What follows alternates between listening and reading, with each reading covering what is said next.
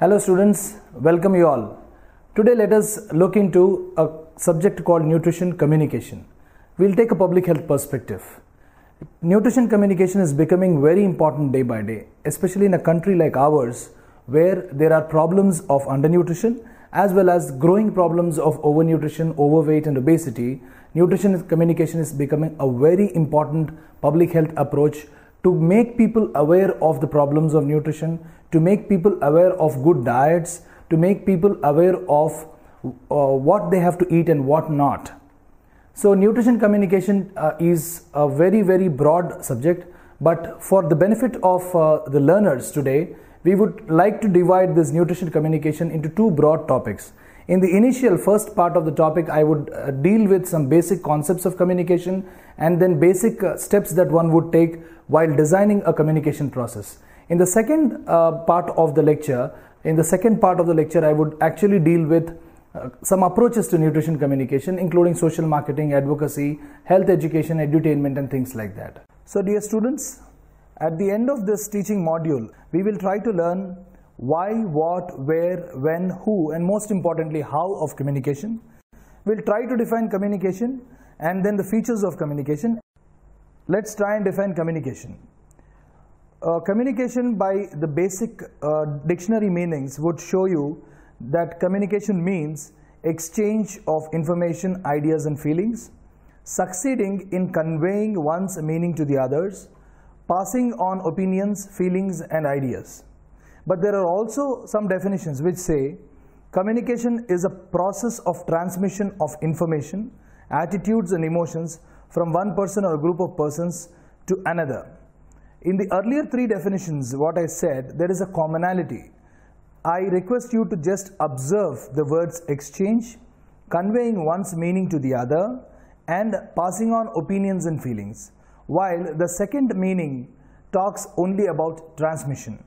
So usually when we try and define education, education is a didactic process, whereas communication is a two-way process. With the words exchange, conveying one's meaning to the other, we arrive at a conclusion that there are two parties and communication always gives consideration for two parties. The person who sends out the communication and the person who receives it. So the basic tenet of communication, unlike education, is that it is not one way. It is not somebody raising oneself on a higher pedestal and telling that you don't know anything, I'll teach you. This in a way takes communication in a broader sense to define that communication is a two-way process which involves a sender and a receiver. A sender actually identifies some information and makes it into a message. A message is then encoded, and encoding means message has to be converted into a method that is suitable for the medium that has been chosen. And then after encoding a message, it is put into a channel that is accessible to the receiver, and the receiver takes the message through the channel, and the process of taking the message through the channel and understanding is called decoding. The earlier methods of theories of communication have shown that there is a message, that the message goes from the sender to the receiver. It was assumed that if the sender sends out a message, the receiver would take the message and then would immediately start acting accordingly. Whatever we do in terms of health and nutrition communication is for a behavior change. But just sending out a message and somebody receiving a message doesn't ensure that one changes one's behavior so easily. Before we go into the aspects of behavior change through communication, we need to realize that just sending out an information and then receiver receiving the information doesn't complete the process. We'll now take a look at a simple model of communication which takes a complete cycle from sender to communicator. The message goes through a channel to the receiver, and then once from the receiver it has to complete the process of feedback, again come back to the sender to complete the process of communication. Otherwise We would just communicate, and there is a danger that the message communicated by the sender is not received by the receiver appropriately. So with the process of feedback, we try and see that whether the receiver has understood the message in the way it has to be understood or not. So the basic components of a communication are a sender, a message that is encoded to suit the medium or channel that one has chosen, and from the channel it is received by the receiver, and the receiver decodes that information and tries to understand what the sender has sent. And once this process is completed, from the receiver it has to go back as a feedback. So there are basic features of communication. I'll simplify these basic features into four broad features. The one is that we have to understand that any communication takes place in a context. We cannot assume that communication takes place in a vacuum. If communication were to take place in a vacuum, whatever a person would tell the other person, that is whatever the sender would tell the receiver would immediately act the way the sender wants him to act. But it doesn't happen in real life.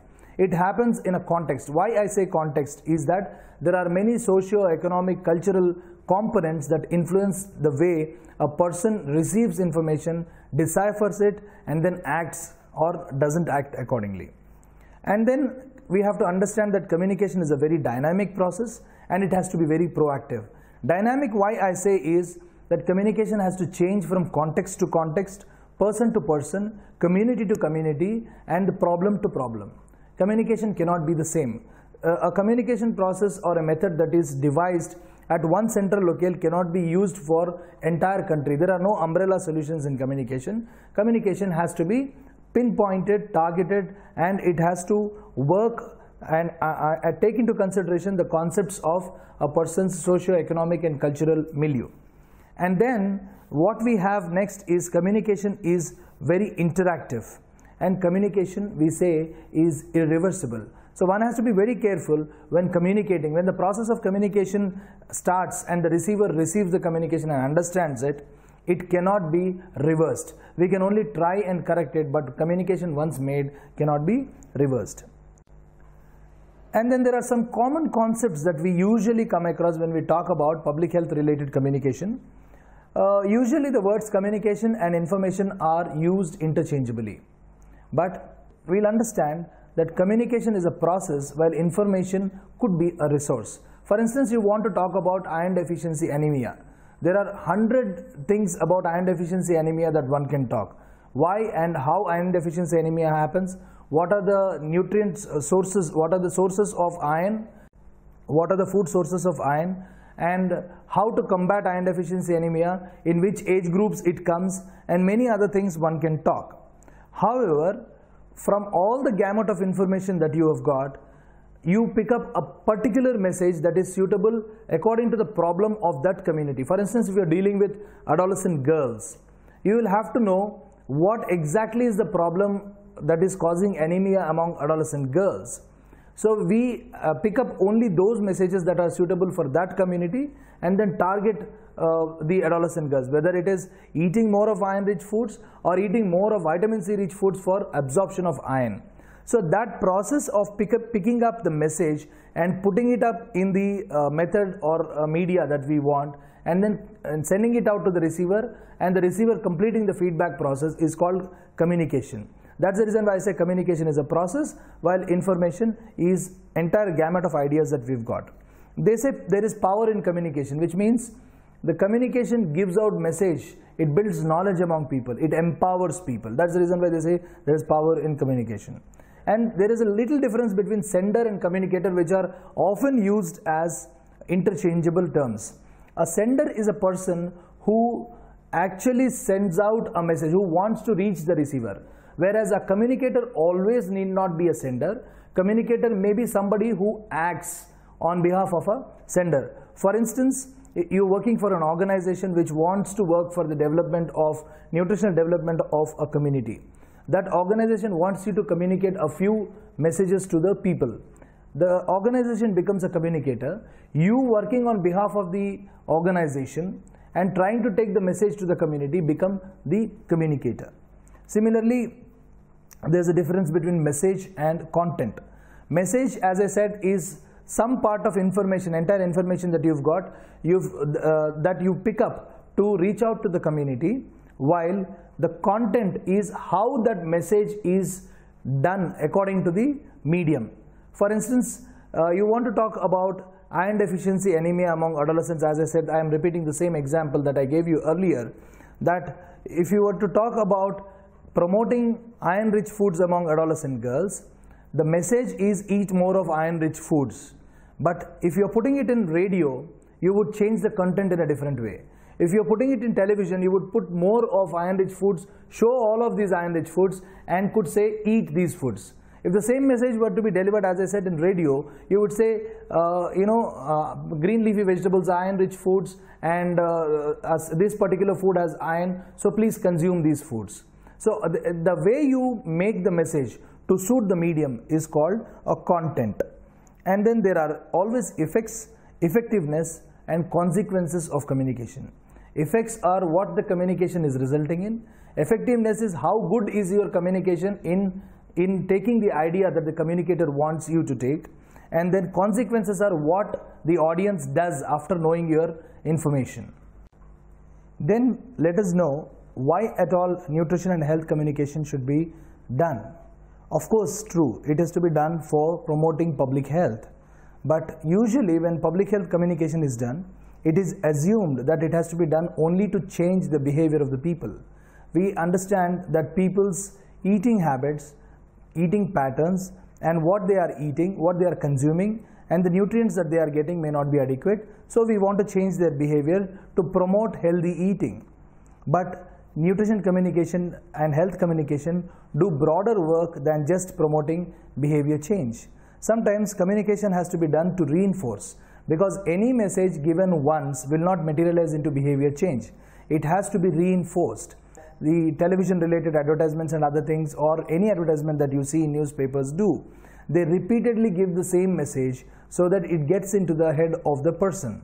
And then once the message is reinforced again and again, the individual tries to believe it as a reality, and then there is a possibility of changing the behavior. And then sometimes communication should also aim at changing the social norms, because there are many social norms, for instance food fads and myths, that actually hinder a person from changing one's behavior. So communication can sometimes be not only for promoting healthy eating, but also the other factors which in turn promote healthy eating. So in the sense that to change those social norms, you have to communicate. And communication, as I said, empowers people. Communication has to be done to empower people. That is, there could be some nutrition related information that people do not know. For people who do not know about nutrition or health related information that you want to pass on to them, you will pass on that information and then make them information rich, so they are empowered. And then communication has to be done for mustering support. That is, to bring about a change in the community, to bring about a change in the eating patterns of an individual. You may not only target your communication to the individual always, but you may have to target the communication to the people around that person who influence the person's eating behavior. For instance, if you want to change the eating behavior of a child, you may not, it is not always possible to target to the child.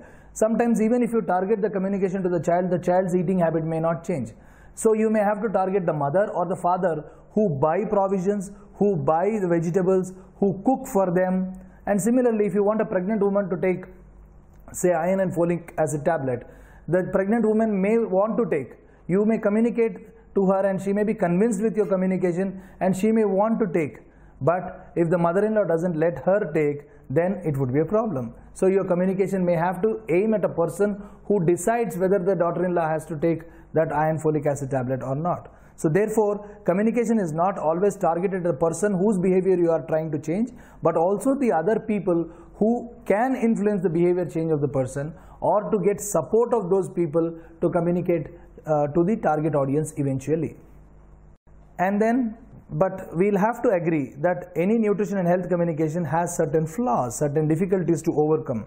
That is, communication, the health and nutrition related communication doesn't interest many, because many people would think, oh, we've been eating like this for many years, nothing has happened to us. Why these people are coming and telling us new things about how to eat and what to choose in terms of eating? And then it makes, so with all this, it makes eating and living very complicated for them. And then we'll tell them to include this particular nutrient. We may tell them to include a particular nutrient rich food. We may try to include, ask them to avoid eating certain things that they were hitherto eating, and many more such things would ask for their behavior change, which doesn't interest many people. And then we always talk about behavior change when it comes to nutrition communication. In the sense, the ultimate aim of nutrition or health communication is to change the behavior of the target audience. We may target communication to secondary, tertiary audience also. But finally, what happens is we want a certain behavior change in lifestyle or eating patterns of the targeted person. So it always talks about behavior change. So when you talk about behavior change, people don't immediately like it. They may not take it very positively sometimes.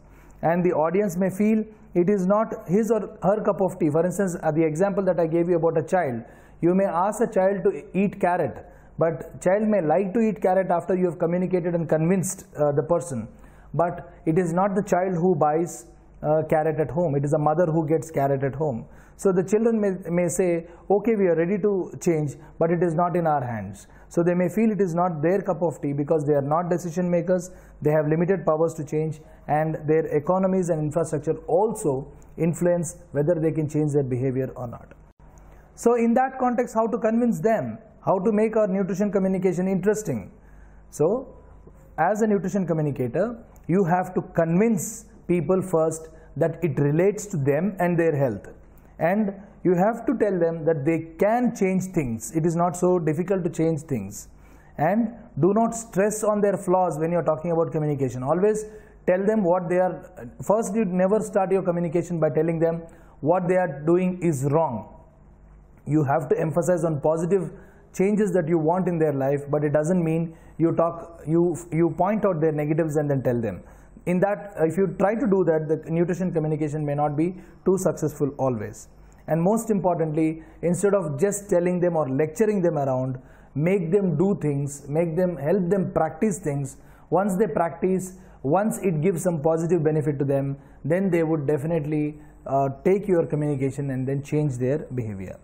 Health and nutrition communication has always relied intensively on interpersonal communication, IPC, not Indian Penal Code, but interpersonal communication. So interpersonal communication is still the very basis for health communication in any country that you take. Interpersonal communication can happen at various levels. A person talking to the person, a person talking to many people in a group lecture, or a doctor or a dietitian talking to a patient in a counseling session. And interpersonal communication still holds key for nutrition communication because it becomes more targeted and problem oriented communication. But however, it is not enough. If you were to talk about nutrition communication to one person continuously, the person may get bored. So it is always better, even in interpersonal communication, to add some more media. Take help of slides, take help of posters, take help of folders, take help of certain other material that will help you reiterate, that will help the audience to divert their concentration and try to understand. Okay? And also, we should understand that no one medium is mass medium. So if you're thinking that you have chosen one mass medium, so-called mass medium, called television or maybe radio, and they're assuming that it is reaching everybody, probably you're mistaken. You need a multi-component kind of intervention in these days of rapid growth of communication technologies to reach out to many people in terms of communicating nutrition. So how to do it? We have to set clear objectives, and we have to understand how to go about doing our awareness campaigns. For that, what we need to do is we need to understand who's to be tackled first. So as I said earlier, any communication cannot be directly targeted at the beneficiary always. Sometimes you may have to target at people who influence the person's decision making, or sometimes you may have to target at a group in which actually the person lives, to help the person change the behavior. So we have to understand who has to be tackled first and what is to be conveyed first. Going back to the example of anemia, what is to be conveyed first? Should we talk to them about taking iron supplements? Should we talk to them about taking iron-rich foods? Should we talk to them about stopping iron absorption inhibitors like coffee and tea? Or should we talk to them about taking more of vitamin C foods so that they help in absorption of iron? That entirely depends on your basic understanding of the audience and the audience problems. And then you will have to know what you want to achieve with IEC. At the end of doing this communication, information or education or communication, what exactly are you trying to achieve? Is it the behavior change, or is it getting somebody's support to help in changing the behavior of a patient? That objective you have to have very clearly in your mind so that you will understand who is to be tackled first. And we have to change objectives according to the knowledge, awareness and attitudes of the people. It is wrong to assume that people do not know what you are trying to tell them. People may be already aware of many of the things that you are trying to tell, but there could be certain factors which are hindering them from changing their behaviors or moving towards healthy behaviors. You have to understand those and then try and give them knowledge related to them. That is most important. That's the reason why I say you have to change your objectives of communication according to the existing knowledge, attitudes and practices of the people. And most importantly, once you design your communication method, once you design your messages, once you choose your medium, do your messages in a way and then try and pre-test them with the target audience. So that pre-testing is nothing but trying out with similar audience who are similar to the actual audience that you want to talk to. So by doing pre-testing, that is by trying it out on a smaller population and seeing whether the communication is achieving what it has to achieve or not, you would avoid larger mistakes. Otherwise, communication is a very costly affair. Public health communication, that too, is a very costly affair because, as I said, it involves multi-components and not just interpersonal communication. So you do develop communication material in a large way and then go to the people and then suddenly realize that it is not functioning. It is a colossal waste. So it avoids costly errors. In order to avoid costly errors, one has to pre-test the messages, pre-test the material and pre-test the medium also with the targeted audience. There are other methods of communication other than interpersonal. One can think of the visual method, where visuals speak more than what the person intends to speak. And then there are interactive ways of communication wherein you involve the audience and then try and talk to them and then understand their problems and then give solutions from within their context. And then there is a play way in which you can make people play while learning. While playing, they would learn about the things that you are trying to focus on. And there is food for thought. Food for thought is actually making them do certain things and try and understand certain things. Asking them to find out about a particular nutrient, or asking them to find out about the nutrients that are present in their regular foods. Asking them to find out their own flaws in their own patterns of eating. Asking them to come out with solutions for their own issues. We've also thought of something called local folk media, which are present even in today's context of all new media that we've got. The folk media can still be effectively used, especially in rural areas, where if we can use folk media by introducing nutrition and health related messages in them, they will also go a long way at least. And of course, you all know about special events, and we also know about the special events.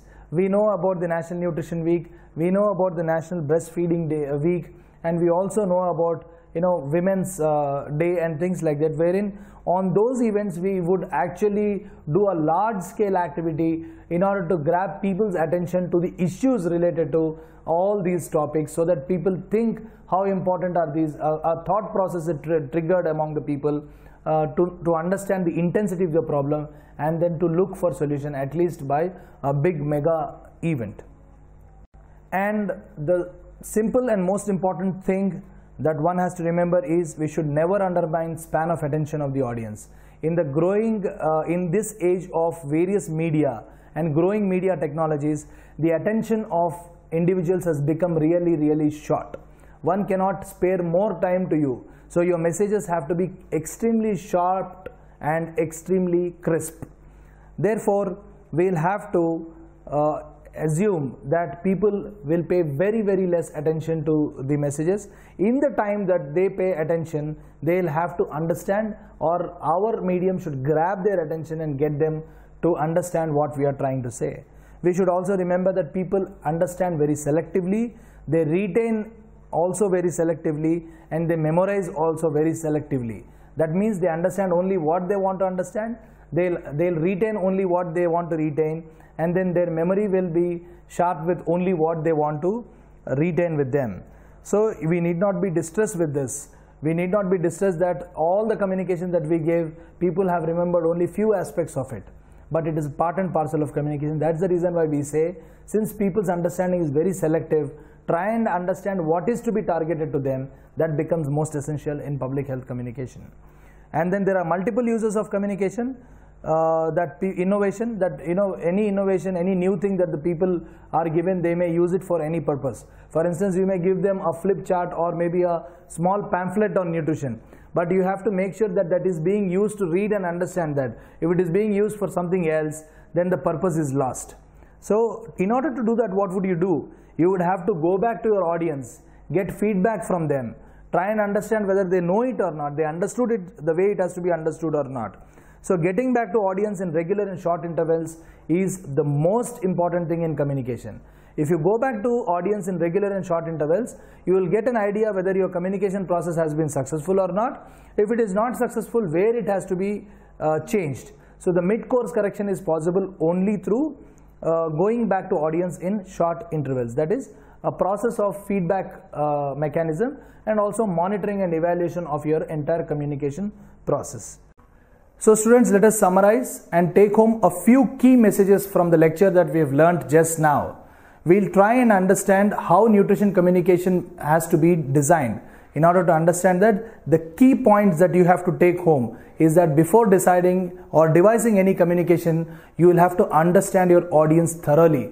You'll have to understand the existing knowledge, what are the attitudes of the people, what are the behaviors that have to be changed, and in what context the audience are operating, the socio-economic, cultural context of the audience. At the same time, you also have to know your sender very well, know the communicator very well, on behalf of whom are you trying to communicate, and what is the key nutrition message that you want to send out on behalf of your sender to the audience is what you have to clearly understand.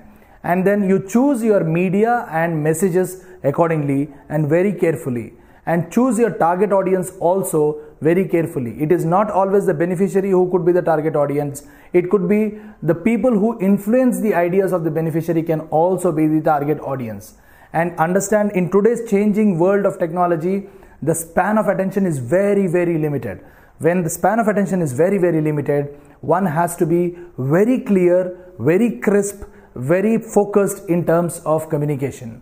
And once such communication is designed, you will have to pre-test the message, pre-test the method, and pre-test the medium, and pre-test the message through the medium to the audience so that you don't make any costly errors. And at the same time, you understand feedback is the quintessential element of communication process. So you will have to try and understand from time to time whether the audience have understood the message in the way or not, whether they have liked your communication or not, whether your communication is feasible for a behavior, whatever you have said in your communication is feasible for them to change their behavior or not.